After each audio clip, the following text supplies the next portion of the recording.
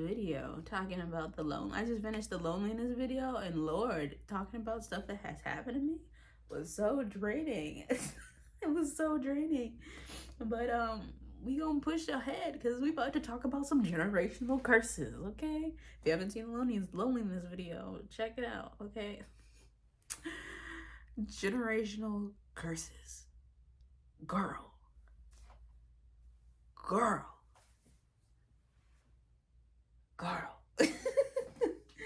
So, generational curses, if you don't know, are just things that negative scenarios, situations, things, traits, that are passed down from like your mom, your dad, that was passed down from their mom, their dad, that was passed down from their mom, their dad, blah, blah, blah, blah, blah, blah, blah. And then you potentially, hopefully not, pass that down to your kids, okay? I am doing my absolute 100% best to pass down as little amount of generational curses as I possibly can. Is it hard? Hell fucking yes.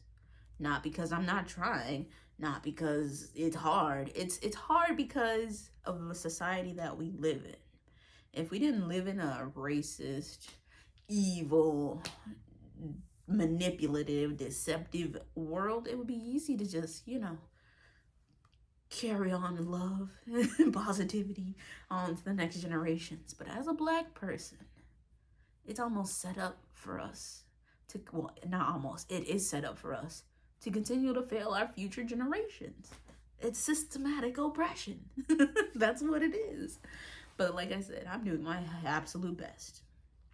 Let's talk about the different types of generational curses. What's a curse? Let's talk about the types of different types. Sorry, let's talk about the different types of generational curses that exist, okay? Sure. That's my transition. Number 1, alcohol and drug abuse. Number 2, lack of education.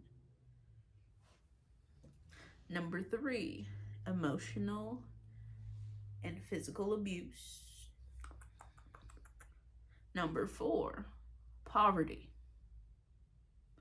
And those are the main ones that I can think of. There are so many more. just general, even personality traits. If you're a parent, yeah, like, well, that's abuse. But like, even generational curses can. We're just talking about these 4, okay? Let's talk about the drug and alcohol abuse. People go to that stuff to kind of solve some type of hurt they have within themselves, some unsolved hurt, most likely like childhood pain, childhood trauma and stuff like that. And they just drink and smoke their pain away every day because they're doing something in their lives that they need to escape from, which is usually like a relationship or job. Those are the 2 main ones. Or they're just like not living up to their full potential, So that's a generational curse, because if you have kids and you are drinking and smoking and stuff, it's gonna influence your personality, the way in which you move in life. Your kids are gonna see that and they're gonna think that that's 1, normal, or 2, it's subconsciously getting into their brain, and it'll pop up at the wrong moment when they get into a future relationship, when they get a new job, when they run into some like pain that they endure in the future, which is inevitable. Pain and failure and all that stuff is inevitable. So it's like important to instill healthy coping mechanisms into a person, but that's not always the case. I will say, from my point of view, my whole family has a history of drug and alcohol abuse. I do not. The world says everyone has their vice, and they make it acceptable by saying that it's just a vice, but there's levels to this ish, okay? And if your vice is literally negatively affecting the way in which you live life, I need you to reassess, okay? If it's negatively impacting the people around you, reassess. If not just for you, for the people around you. And if you don't solve the pain inside of you, it will spread. It's called projection. And that's how generational curses, why do I keep saying curses? That's how generational curses are formed, you know? That's just one of them. This I don't remember the list, like the way in which I list them off, but let's just talk about poverty. Let's talk about the way the system sets people up for poverty. At least people of color, I'll say that. The problems with being able to own a home, problems with accessing education, not being able to afford it, the problems with not being in good neighborhoods that have access to resources. There's a lot of things, y'all. There's a lot of things. It is systemic for us to fail in at least the United States. And people internalize that and don't see a way out and just continue the cycle with generation to generation to generation. With me, I would say I did grow up in poverty. Like, we lived in the projects. That's just a generational curse. I think is the hardest to get out of, even if I mean, so like I can only use myself as an example. My dad wound up actually being able to own a house, and then I actually went to college.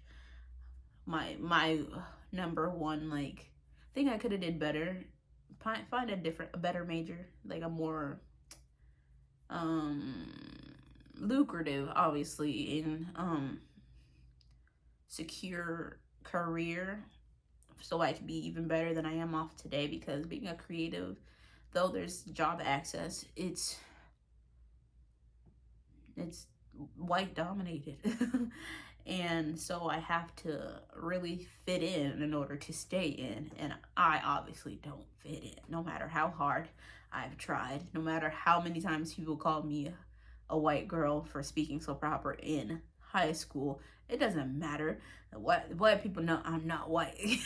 So I don't fit in there, and so it's been really hard for me to keep a consistent work flow because of that.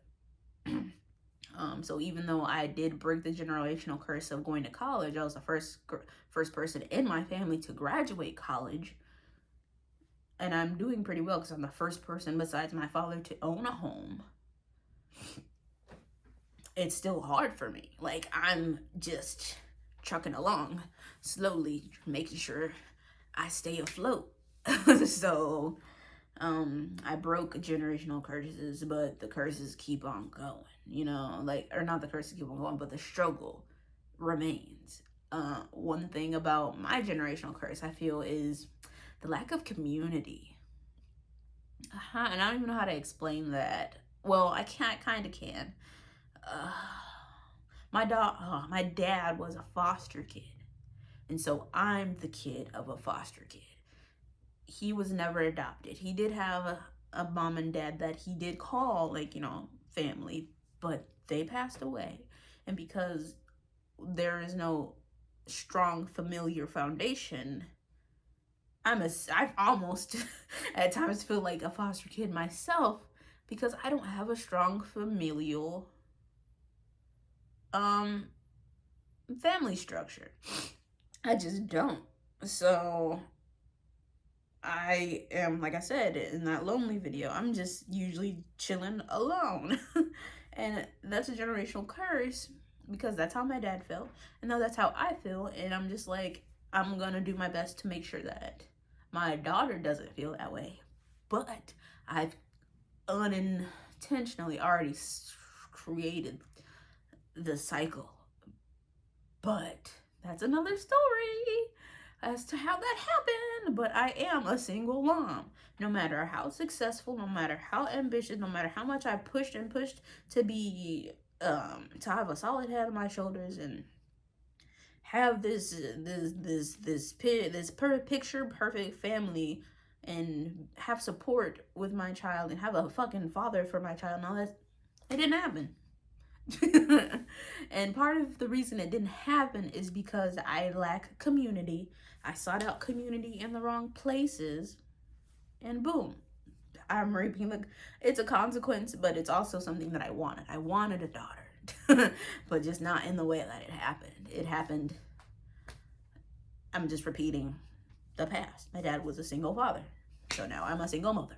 Let's see what happens in the future, but let's see how I can figure out how to teach my daughter how, or just show her what love is and what relationships are, so that she can seek out at least relationship, so that, or a good person, so that she can have the support she needs. I was gonna talk about like, I was gonna say some stuff about how marriage, and but I'm like, marriage sometimes don't work, and you don't have to supportive partner regardless of whatever it is, because being alone, though, is very helpful. You do need at least one person, or a community around you that you know will work for you. The right people. It's all about having the right people around you. So there's all that in the generational curse sphere. A lack of community. So we talked about the drug and alcohol abuse. We talked about the poverty. We talked about like a side note of community and lack of community. There was two more.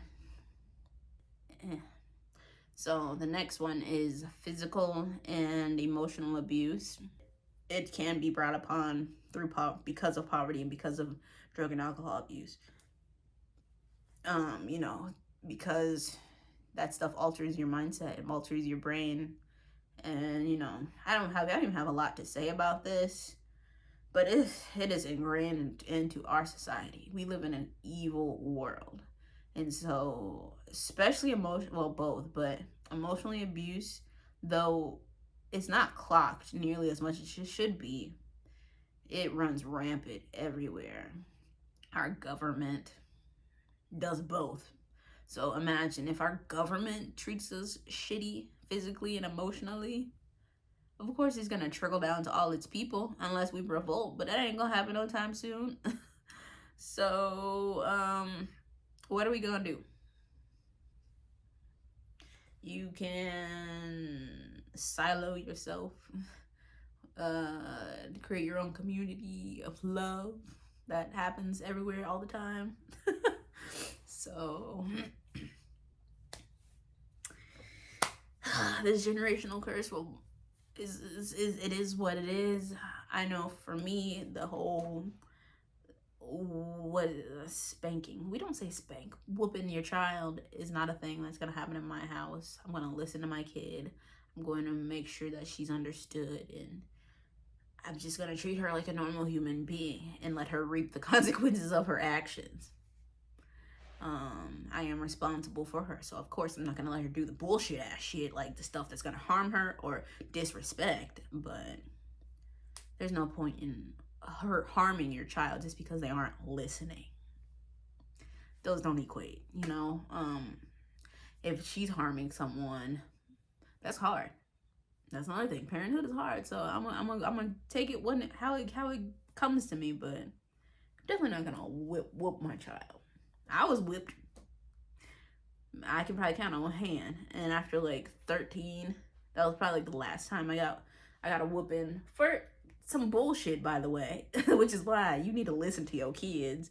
I was just like, nah, we ain't doing this no more. I'm gonna give you the story. This is generational curse hits hard because I was a good ass kid in school. I had pretty good friends in middle school. This was middle school, and teachers are so angry because we don't shut up, but we're kids, and they just, you know, it gets to you. Obviously, we're all human. So I was just talking to my friends. Everybody was talking, and he's trying to get us to shut up. And by doing that, he's like yelling, and he's like, Kim, go to your homeroom. That's like, you know, whatever, you know, you're in trouble, get out of the classroom. One, I've never gotten in trouble like that in school ever. Like, I'm not the problem kid. I'm just like, okay, whatever. So I have a little paper, give it to my homeroom teacher, and she's like, huh? And I just walk away, like, whatever, this happened. I forget that it even happened. And My dad's like, "So anything happened in school today?" I was like, "No." Like, I just erased that whole thing from my mind because it seemed like the teacher was mad. He admitted he used me as a sacrificial lamb and kept it trucking. One thing my dad did say, I think at like the beginning of the school year, he's like, "If I have to come up to your school for any reason, we gonna have some problems. You gonna get a whooping." I'm like, why would you say that to somebody who's not a bad kid? But okay, whatever. And I didn't think much of that either. I'm a child. I don't care, you know. And I know I think I'm a good kid. So fast forward to some random day, we're lining up to go out to the buses at the end of the day. My dad pops up. I'm like, huh? Well, hello there, father. Why are you here? My dad's very active in the school, so I thought he was just gonna pick me up from some issue he was doing in the school. But no, we got a parent teacher meeting with the science teacher and a math teacher who's my homeroom person, and they're talking about what happened about me being left getting kicked out of the classroom. I'm blindsided. I'm gonna need Negroes like it's just coming back to me. I'm always blindsided about some ish that I did wrong. It always feels like it's blown out of proportion instead of somebody just sitting just coming to me and like, yo, this happened. I didn't appreciate it. Is this how you're interpreting it? Like, nobody talks to me like a human. It feels like it's always reprimanding when I actually do something wrong, and that's a generational, like, I wouldn't say generational curse, but like some internalized um pain, internalized like anxiety, me always thinking I can't mess up or else I'm gonna be like reprimanded severely. Do you know how that impacts a person? I'm still getting through it. I'm a lot better than I was when I was 13, but at 13, having that meeting, him saying I was a sacrificial lamb, my dad's still not interpreting it as me like not really doing anything wrong. He was just like, well, I'm sticking to my word. You getting a whooping because I had to go up to the school. Okay. And like I said, because of that, being a 13-year-old, not wanting to disappoint people, not wanting to be reprimanded severely for nothing, I just was like the goody ass two shoes for the rest of my years being in at home. Like, I just stopped doing stuff. I was just like the poster child. And that is generational curse-ish, because kids are always having to stifle themselves, stifle their ultimate full growth to please an adult. Why are children so forced to please adults? They're just humans on this world like us. So these are exhausting talks, y'all. But I'm just trying to get through them, show you that this happened to me. We need to talk about this stuff so we can get through it and past it, okay? And this is the first time I've ever talked about this stuff ever. So that's emotional abuse in a nutshell, and my experience with it. I have so many more experiences, but that's just the Kim version, the Kim kid version. The future version has to do a lot with men. My emotional abuse predominantly comes from men in my jobs. I already talked about my jobs. Men will come soon. So, yeah, I just want you to know that you aren't alone. Like, I hate when people are always like, you're not alone. But it's like, hell yeah, I am. Physically, I am alone. But mentally and emotionally, you aren't. Everybody's going through this ish. You have to find the right people to talk to, which is hard because I still haven't. And that's why I'm talking to y'all. But it is what it is, okay? I don't have anything else besides that. There was one more generational curse. Lack of education. So it is kind of like self-explanatory, and all these generational curses almost like weave into themselves. If you're poor, you're less likely to have a good education. If you're mentally, emotionally, or physically, emotionally abused, you're less likely to have the ambition to even want to pursue higher education sometimes. Just stuff like that. If you're into drugs and alcohol at a young age, you're not gonna pursue a higher education. Just, yeah. So yeah, but this generational curse is just as big as the other ones, because if you don't have the education you need to succeed, then you're not gonna succeed. And it's not even the college education that I'm talking about. It's just the education in general about life. These days, since we have the internet, you can go online to like give yourself the education you need in order to like build your money and your income and like know all these things to get out of poverty. But if you if you don't have it, you don't have it, and you're gonna continue to stay where you are. There's not a lot that I can say about this one since I did break this curse. I can't talk about my experience. Yeah, let's talk about that. So I went to a public school in what some people would consider the hood. But it was a nice neighborhood to me. It's very barren today. I don't know if it always felt like that, but like you don't see people walking around. But yeah, public school. I because of our income, and because my dad was a single father, I got into a college prep course for free, and I applied to that. Like this is where I realized, like thinking back, I had a very high ambition and level of independence, and my dad definitely did help with that, like getting me a car when I was 16 so I could, no, 17, because I got my license a little later. It's just so I can take care of my own ish, drive myself to school and back, and go on my own errands, and even help out my friends with my car too. So got that college prep program, applied to college. My dad wanted me to go to Spelman. I got into Spelman, but they did not give me a lot of money. I did get the Pell Grant, but Pell Grant's not a lot of money, or at least I didn't get a lot of money. I got like $1,000 a year or a semester or something like that. That ain't gonna do nothing for nobody. That'll pay for nothing. Like even food is $14,000, or maybe room and board is $14,000. Anyway, maybe I did get like one of those charge cards when I started to live in apartments, so the Pell Grant covered my charge card so I can get food. Okay. Did I get any other need based? I mean, yeah, I did. Okay, so this actually, I say I couldn't talk about a lot, but I actually can. So even though I did go to college, I went 1,000 miles away, which it could have been easier if I would have stayed, but I needed to get away so that I could develop my own brain outside of the poverty and the family and all that stuff. So that's a part of the generational curses. I was trying to get away so I wouldn't be a subject or susceptible to all of that. And so because I went so far away, it was ridiculously hard to just be there on my own, 1,000 miles away in upstate New York. So I got that charge card so I wouldn't have to worry about food, and it would just be, billed to my bursar, which is like the money that you're accumulating by going to school. I never had help moving.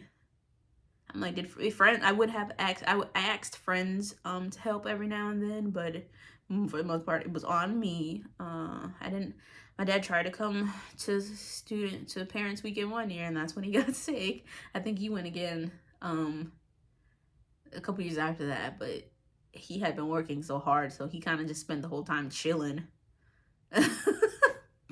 And he stayed in my South Campus apartment. That's poverty stuff. Like most parents, would get a hotel, and they would actually spend money on helping you some way somehow. No, my dad's here to get a break, but then also to see me.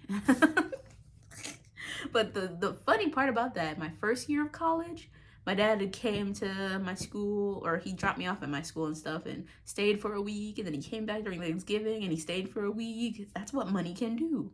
That's what money can do. Give you a closer connection with your peoples. But then after that, once everything with the sickness and stuff happened, it was just nah.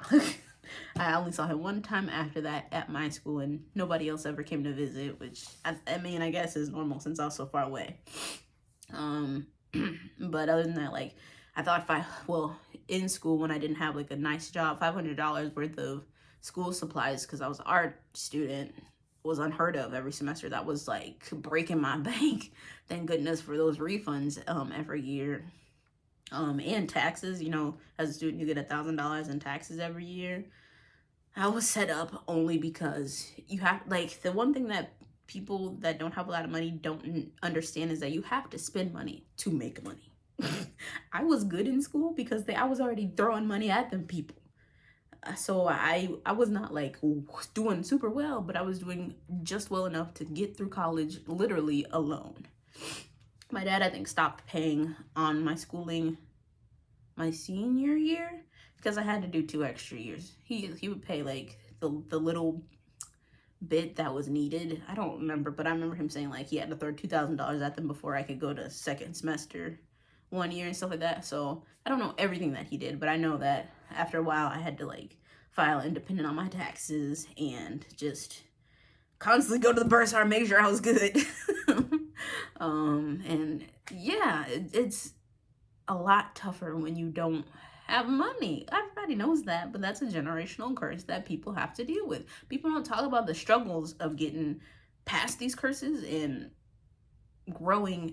getting past them, growing out of them, and doing what you have to do. Because I was determined to graduate no matter what obstacle they put in my way. Do I regret it? Not at all. Could I have gotten a better career? Heck yeah, I probably would have went into computer science because I would say that I'm computer savvy, but it's only to a certain level. But the computer science people, they know all of it, and a lot of people don't know that stuff, and they get to make the money. And they also get to work from home, and I get to work from home, but I could be working from home a little bit more. Like, digital nomad is my goal, okay? So yeah. So all in all is to say, let's talk more about generational curses. Let's talk more about our experiences. Just talk more. Man, like, how are we gonna get out of it if we don't talk about it? Like, grieve what we've gone through so we can get through and be done so that we don't repeat them. That's why we keep repeating them. We don't work together as a team nearly as much as we should. Generational curse. And one thing I didn't say, I should have said at the beginning, a lot of our generational curses are based in slavery. We're dealing with bullshit that we didn't even cause. But that's also another story because it started in Africa. So what were they doing in Africa for us to really come all the way over here? Somebody wasn't fighting for us. Somebody was naive and manipulative or something. But that's all I got to say about that. Take care of your heart. Take care of yourself. I will talk to y'all in the next one. Thanks for watching. Oh yeah, and I got to do a little spiel. Like it if you like it. Subscribed. Check out the little links below. Follow me on Instagram. And yeah, thanks for watching, and I'll talk to you later.